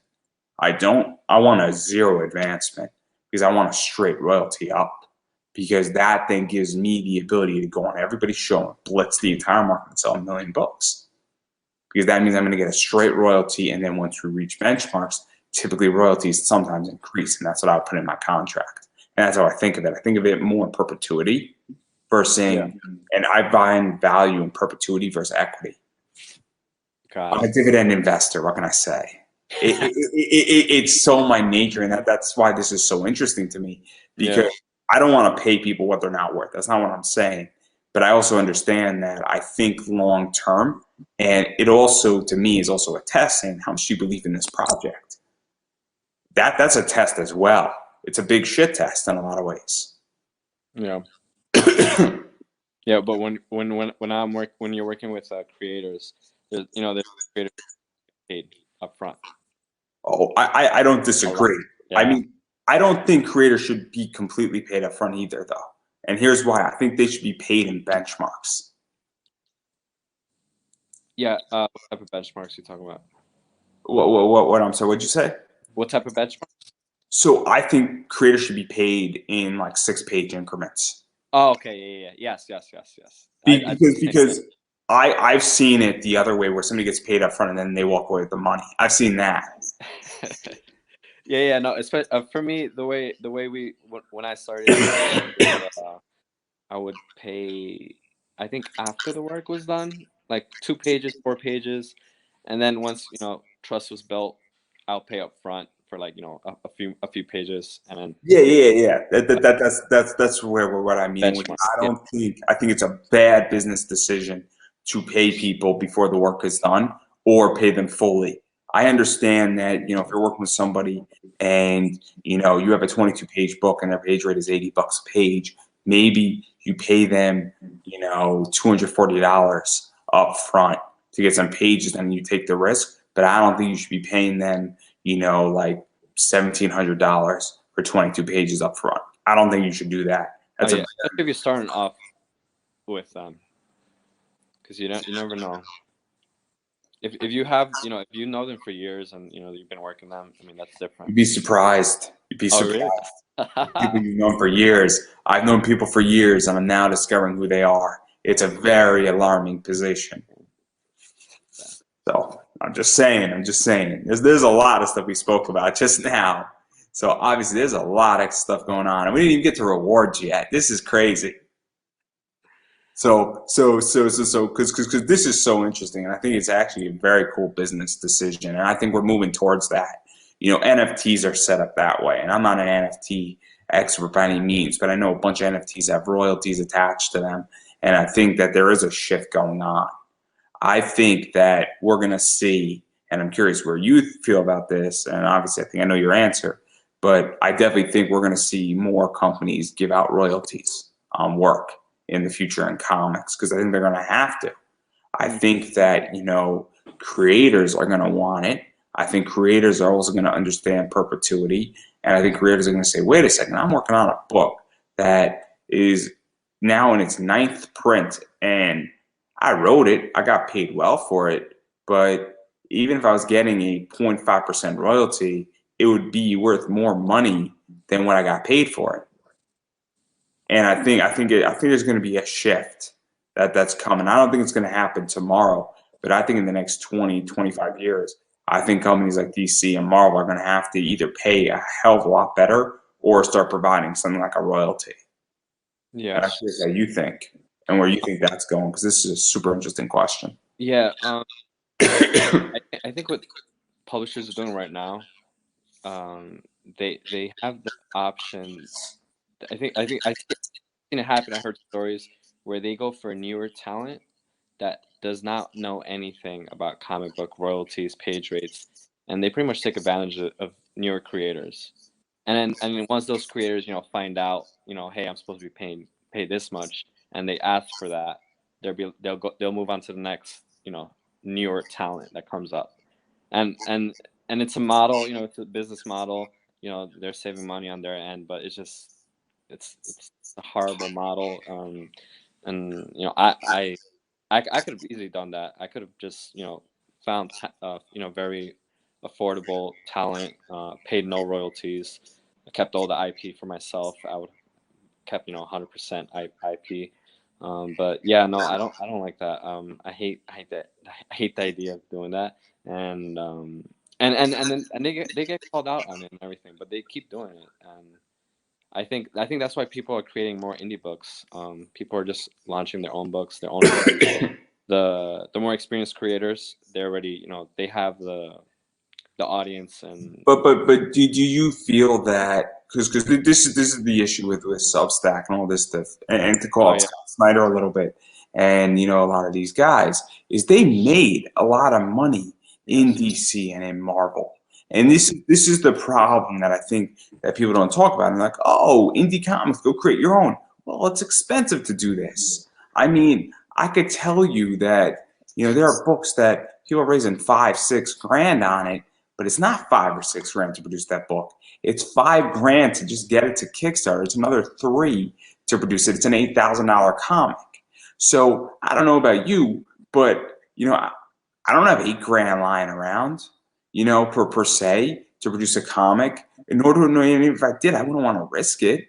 And so you have somebody like Scott Snyder who went to Substack and is now building out his company. Well, Scott, you don't need to do well where you have built an audience, but you have made a lot of money in DC and you have made a lot of money at cons. But you notice you, Chris, you haven't made a lot of money at cons. You haven't made a lot of money in DC. And this is why I think talent, they say, oh, DC and Marvel are going out of business.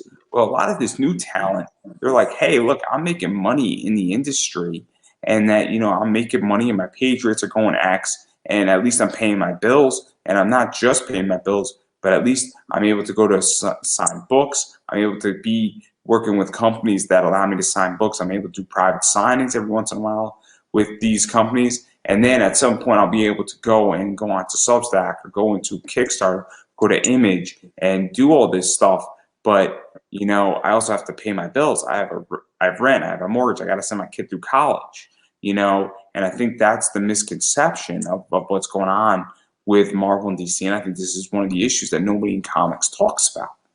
And I think that it's a real issue with the entire comic world right now, is that nobody understands why DC, Marvel, and all these companies like Dark Horse and people take page rates and no royalties. I think it goes beyond just that. I think that people have bills to pay, and nobody has made, like Scott, and I like Scott. Scott follows me on Twitter. At some point, I'm probably going to interview him. I think he's a great writer, but I don't think that people understand the dark side of the comic world, and I think it's a big misconception. And I think that what you're doing is very much an outlier. I don't think it's the norm. I think it's rare, because I think it's very, very hard to do that and have it be sustainable. Yes, I mean, I'm gonna find out. Right now. I took a big financial risk. I understand that when I was going into it, and I'm lucky to be in a position to be able to do that. But right now, yeah, I'm definitely in the red. Spent a lot of money on this book, and I'm gonna keep spending money on it until it's I finished. have an idea how much you spend on it. I have an idea. I could take a guess, and then I could be in the ballpark easily. I know how much art is. I know how much printing is. I know how much colorists are. I've been around for 8.5 years at this point in this business, and in interviewing comic people and understanding it on both the top level, the bottom level, and everywhere in between. So I know exactly how much it costs. I know exactly how much it costs to print a book. So I'm not gonna pretend here that I know it's expensive, and producing a comic, just on Kickstarter, with printing and all that stuff, it's pricey. It really is. But anyway, I do want to talk about rewards. So obviously you can get the 32 digital story, just the comic. Obviously you can get the story and the recipe book digitally. You can get a physical copy of the book. I believe this is how one of the covers looks, which is super cutesy, super fun. I do like that. And then I don't think you had any other photos I really took off of your Kickstarter. Yeah, we're working on that right now. We got new rewards coming up. We got some resin rings coming. And So obviously you have the Kickstarter exclusive cover. You got a coloring book package. You get acknowledgments in the book. You get a hardcover copy of the book, 10 copies of the book. I guess that's a retail package position. Some original art, and obviously, there's a lot of stuff that can be picked up from this, and it's all different price ranges. I think just like the 32-page digital is what, like $8, I want to say. 32 page. I forgot. I have to look at the The Kickstarter. digital, I think it's relatively cheap. I think it's under like $10 just for the digital, just the 32-page, and I think the recipe is like 12 or 15. I want to say. Yeah, I have to look at it again. I haven't. I've been so busy with freaking work. Back to the Kickstarter page and update it. I got new rewards coming out too. So. And so there's a bunch of rewards, and then obviously there's a bunch of other stuff that's coming out. So obviously adding rewards is always fun, and obviously getting original art isn't that expensive with this as well. So if you're an original art junkie, or you want to take a spec on art, because God forbid this thing takes off and then it becomes a big motion picture, or an anime, and then you have the original art, you can go flip that and make bank on it. So I'm just saying, there's a possibility here, that great time to get original art is what I'm going to say. But there's a lot of stuff that can be done, and obviously people can get a bunch of different things going on. If you're a teacher, this is definitely an age-appropriate book, and you like comic books, $10 for your classroom might not be a bad move. I'm just saying, and I'm sure Chris, if you were teaching and in today's age, would happily, if you ordered $10, hop on a Zoom meeting with your class at some point if you're all reading it as a class. I'm sure if you politely asked, he would do it. Not to put you on the spot. No, I would. I'm just saying. I'm just saying. So obviously a lot of stuff's coming out. And what was this like even just building out the reward stuff? Because obviously all these rewards have an economic value. Yes, it was difficult for me. I went through that too. I know, I know, I know. Kept It's, thinking of how high or how low I should put it, and I just decided because I'm paying the team a good a good page rate. My page rates are higher than most of the publishers, except maybe not DC and Marvel. But when I was hearing page rates from like the other publishers, my all my rates were higher than theirs. So because of that, I made my tiers a little bit more pricey than usual. Because when I compared it to other Kickstarters, their tiers were more affordable. But I yeah, I made my tiers for funding my podcast are pricey. yeah, But it's hard to know like if it's too high or too low. Sometimes it's hard. I'm worth it. As in the great words of Fifth Harmony, I'm worth it. No. I know how to wear a suit in golf, so I'm worth it. And I get attacked for my rates, and I'm like, I'm worth it. I'm worth every cent. I'm sorry, that's my rate. Deal with it. If you don't like it, go find somebody else, and you're gonna have a hard time finding people to who are cheaper than me on my rates. And I like my rates, and I'm keeping them the way they are. In fact, they're going up in January. So if you want to advertise on my show, I recommend you lock me in now. I recommend, because they're going up, and when I will see you in Space Cowboy, they're going up then too. So that's all I'm gonna say. But joking aside, what is that like to figure out the sweet spot? Because obviously, I have a number with that I picked on my show, which I'm funding season 3 for on my Kickstarter. May or may not decide to go forward at $750 because that's really all I need. Um, I actually need less, but I figured it's a safe number, and it's a safe number to be taken seriously, and it's also attainable because if I'm going to do all this work, I want to at least fund, you know, and that's how I view it. Is that I want to at least fund, and I think it's going to be a bit of a struggle the first round, but I do want to fund, and also though when you're producing a comic it's a little bit more expensive because my expenses as a one-man podcasting team is very very minimal versus your expenses producing an actual comic as well. It's more pricey. Yes. Yeah, the expenses for the art team and then just the back matter itself, like concept art was all paid for. I don't know how some people pay their artists. I've heard they just do like one or two character designs and that's included with the penciling or the artwork of the comic. But I paid all my artists hourly rates for concept art, and we spent a few hours on that concept art because we have a lot. So that the price that was all I chose the price because of all my expenses, and that price doesn't even cover that. It's just a small part that because I'm a new publisher. I'm new to the scene, so I had to lower it down, and it's hard. It's hard because But I isn't it also though that because I've spoken to people about variants and I was going to produce a variant but I ran into some economic issues and at some point I'm going to.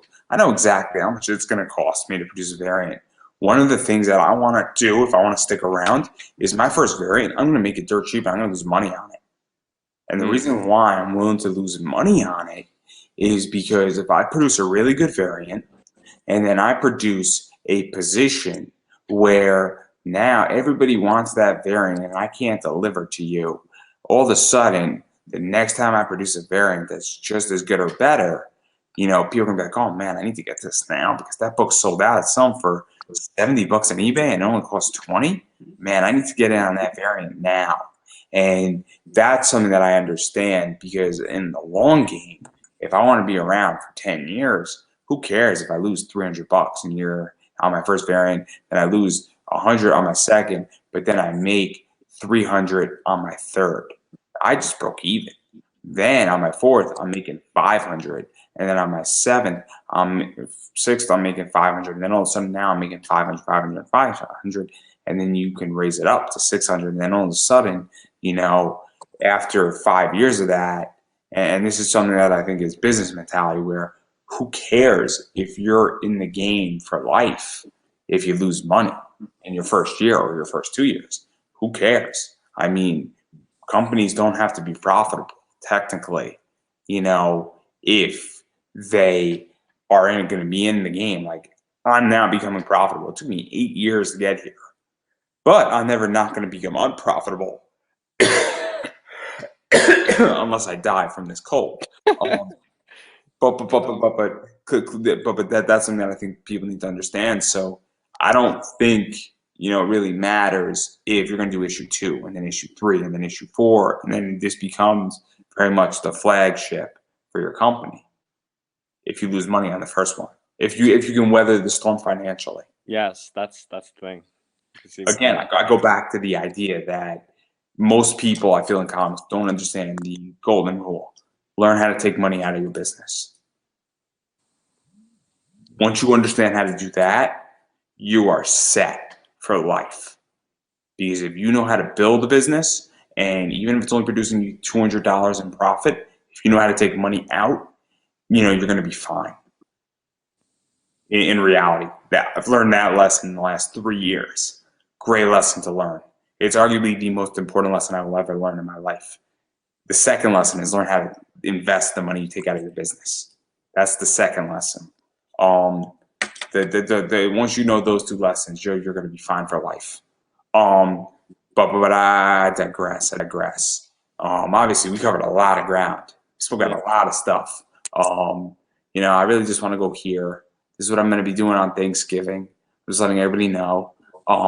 That's my plan right there. And then obviously, we spoke about Kickstarter and all that stuff. But I am curious, before I let you go and give you a chance to promote yourself, where do you think COVID and conventions are going? Because all throughout 2020 and 2021, and even going into 2022, obviously cons look uncertain in a lot of ways. They look very confusing. They look somewhat appealing and somewhat unappealing, in my opinion. And, obviously New York Comic Con Light went off really well. This weekend, we're going to see how San Diego goes. And that's going to be fun. That's going to be fun and interesting, to say the least. And so I am just curious where you think they're going, because, and even how that affects comics and marketing comics, because I think that it's complicated is a safe way. And try not to be too political about the entire COVID thing, but as comic creators, I think that this is a reality we need to talk about.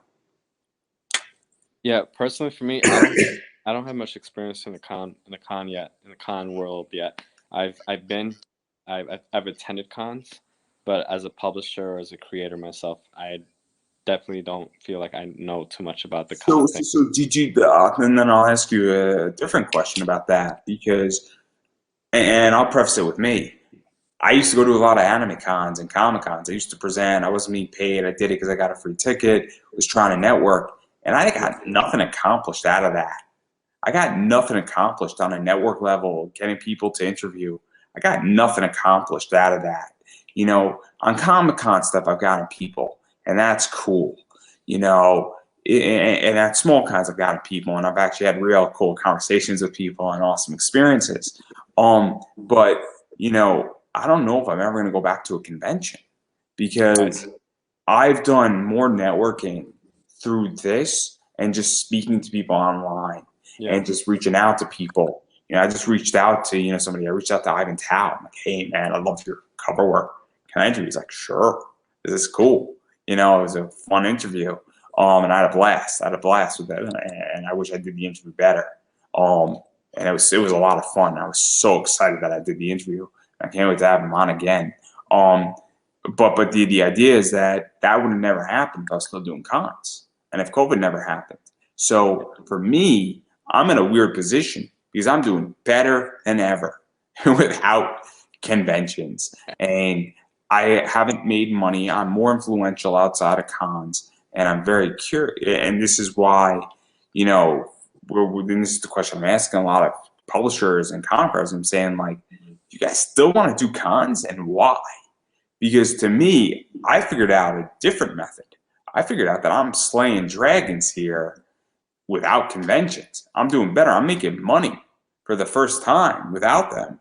And I don't know how you feel about that. And I think this, and it's okay if you don't have an answer because, I don't know if anybody's really thought about this position. Yeah, I mean, you're talking about content, right? You're creating content. So I'm talking about conventions. No, but I'm saying you're creating content because you're not going to those conventions. So I'm creating more content because I'm not going to conventions, and also I'm networking on this show. And this show is a direct response to conventions not happening. But at Yeah. the same time, I was doing this pre-recorded before, and so my content level has increased, and it's more meaningful content, in my opinion. And it's also a lot more influential, and I also am reaching more people. And I'm also at this stage now where I'm like, oh, I'm actually doing something where I'm not replacing a convention, but I'm creating a whole new project and a whole new entity and a whole new ecosphere in a lot of ways, I feel. And, I don't know if I need the convention anymore because that ecosphere was not there for me. And it's a very interesting position where I feel, and maybe I'm wrong, again, I'm the first person to admit it, but I think that the creators can sell more books online.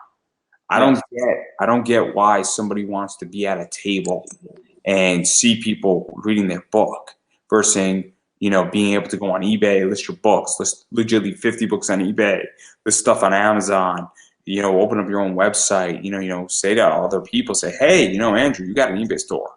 How can we do business? You got a store, you get a lot of traffic, you got your show, maybe you could sell some books on your show.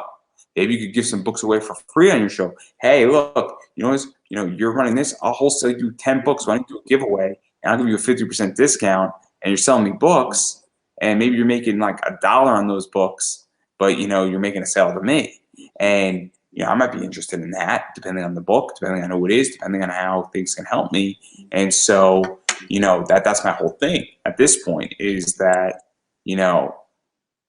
I don't know if I need the con anymore because that ecosphere and then I think a lot of creators don't need it, and I don't get why they're still doing it. And I'm curious how you feel about No, I like, and I think I would probably think the same thing. I haven't been to a con as a publisher again, so I would like to go to one as well. But I know because of COVID, everyone's doing the whole live streaming stuff, producing content. I'm actually producing content myself. I'm working on YouTube and Twitch right now. It just started. It is hard, very time consuming, especially when you're first starting out, when you have nothing set up, just figuring all that out. But then once you produce the content and once it's up there, you have it forever. People come and listen to it, they get to know you, and that's how you get your audience. And I'm just starting out, so I have a lot of work ahead for me. But I think in the same way you think. I think producing content instead of going to cons is might be better for me in the long run. Also, they have digital cons now. I've been to a few of them where it's all digital. I've been to one. I think it's called Lightbox Expo. It's for concept art and game art, and those are pretty cool. And they have live streaming on their YouTube channel and everything. So that they're bringing the con to. I mean, I'm not even a fan of that. I'm legitimately completely digital pivot 2.0, where I think producing a lot of content, I think having a bigger digital footprint, I think, doing stuff like this, and I'm way into that.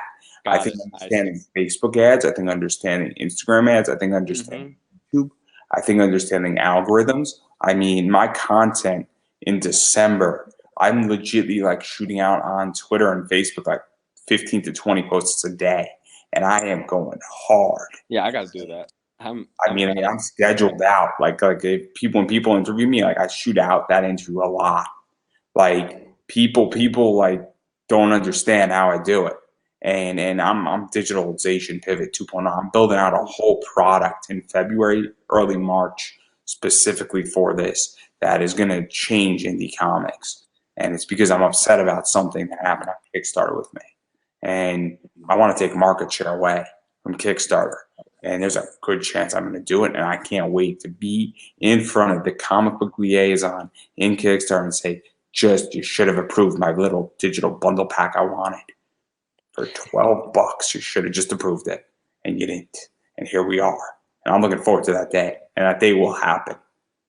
And people don't understand when that day happens, I'm going to enjoy it. I'm going to enjoy every second of that day. It's coming.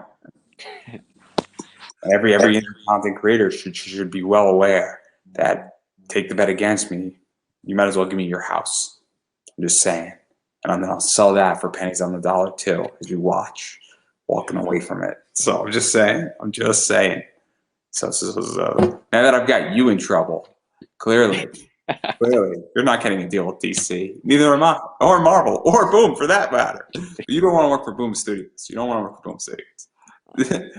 Not after he threw a bunch of comics. The CEO / president threw a bunch of comics in a recycling bin on YouTube. That's a bad video. That's a really offensive video. If you haven't seen it, everybody go watch it. It's a bad one. It's a bad one. It actually it hurt. Like it hurts. It hurts deep. I'm not a comic creator yet. That thing hurts. I have the perfect response video to that video too. So I'm going to send Boom Studios and their headquarters saying, hey guys, do you want to get my submission? I'm going to send them a 50-pound stack of my books as my submission letter to them in response to that video. And I will happily pay for 50 books to be produced just to prove a point. And I will film it. It'll be great. But I digress. So obviously we spoke about a lot of stuff here, and you got a lot of stuff going on. And now that I've gotten you basically fired from Boom Studios, DC, Marvel, Image, Dark Horse, and I'm forcing you to only create your company and kick all the other companies' asses, I believe I should at least give you the privilege and give you a little bit of a head start and a leg up on where can people find you, where can people support this project, where can people support your company, your publishing, how can they get in contact with you, and how can they send you money, because we all need money, and how can they really make this project happen, because obviously, and I'm going to say it, I'm going to say it again and again and again, we are not Marvel, we are not DC, Indie Comics does not have the same money that those companies have, so every dollar matters. So all that stuff, shoot away on what you want to promote and what you want to sell. Yeah, I mean, go on Comical Foods. You look up Comical Foods on any social media platform, you will find my website. And definitely Kickstarter. Right now, we're almost halfway there. Go on to Kickstarter, look up Journey to the Top of the Food Pyramid, and check out the project. Back it if you're interested. And yeah, that's where we can find. That's where you can find us. And yes, that's the project we're working on. Yeah, and I'm going to keep saying it, and I'm going to keep going, and I'm saying this, and I just said it a few seconds ago, but you have to support indie. What that means is that indie comics is not DC, they're not Marvel. There's not billions of dollars in indie comics and into all these companies. A lot of people have 9-to-5 jobs, and so they're funding these projects because they love it, or they're trying to create a better comic or a more enjoyable comic, or a comic that it doesn't get attention. For instance, a comic about food, those don't exist all that often. They're far and few in between. And so what you have to do is that obviously every dollar goes a long way, whether you're back in a digital tier, a physical tier, or the ultimate art tier, or a retail package. It goes a long way, and every dollar helps to make this project work. So that's something that you have to keep in mind and really understand. And going even beyond that, and money's great, but also sharing that you backed a project, tweeting out that you shared it, tweeting out at somebody's Twitter, following people on Twitter matters, sharing on Facebook, because Facebook algorithms and Twitter algorithms are not the same as they used to be. And so sharing that is very important as well, and telling people and sharing it on your wall, and, letting people know. And then even if you can't back it, because, money's tight, and I think everybody understands the holidays, people are in rough positions. I know, because obviously things happen, something on eBay just made a purchase and they realized that they didn't have the money, and they shot me a very nice message about it. And obviously I understand that, even though it puts me in a rough position. Obviously people right now are struggling. But if you are in that category and you can't back this project up, what you can do is you could tweet out about it. You could share it on Facebook if you know somebody might be interested, or in a Facebook group. I'm part of 60 Facebook groups. I'm sharing content in all those groups all the time. I have a Facebook group, and people can share content in that. So go out there. If you can't back it, share it in a Facebook group. Tweet about it. Somebody might say, "Oh man, this looks awesome." And if everybody who couldn't back it just shares it in a Facebook group, this project will get so much more exposure, and it goes a long way, and it's free. Or add it to your Instagram story. Do something, because it does make a difference, and it is just as important, and it goes a long way. So I really recommend people share it out and just encouraging it. All you got to do is say, "Hey, cool project, really like it, check it out," in a tweet. That's all you got to do. Just do one tweet. If everybody who sees this, and there's going to be at least 200 people who at least see some of this interview, in the next few days, just shared it out. That's 200 tweets, guys. It's not that hard. Or even shared it out on Facebook, off of my page or off of Facebook. It goes a long way, and it makes a difference. So also, for those who are interested, I am an indie content producer. So obviously I host this show, and I appreciate everybody shares it out. I appreciate people following me on social media. It's Pop Anime Comics is all my social media. So that Pop Anime Comics on Twitter, the Facebook page, if you're watching on YouTube, that's cool. If you're watching in the Facebook group, I appreciate there as well. I do have Buy Me a Coffee. So obviously that goes a long way, and I appreciate every little bit of there, because running a podcast, while I do have sponsors, it is expensive. Also, please use my BCW comic supplies link, 10% off Pop Anime Comics in the coupon code. Goes a long way. 10% is a big deal. When you're buying your comic supplies, it goes a long way. As well as, please, if you're printing a comic, Mixam is a great company, and they are renewing with me. And for the second time in the second set of interviews for the next, 48 interviews or so. And so please, if you are producing a comic, they produce a great product. Use, my name, Andrew Davis, get 5% off your first order, and please go support them. They are a small business. They are a United States business. And obviously, they do a great product, and they're easy to use, and they're simple, and they do an amazing job. And you could ask people like Ben Cook or Sam Quinton about Mixum if you're really interested in what type of products they use.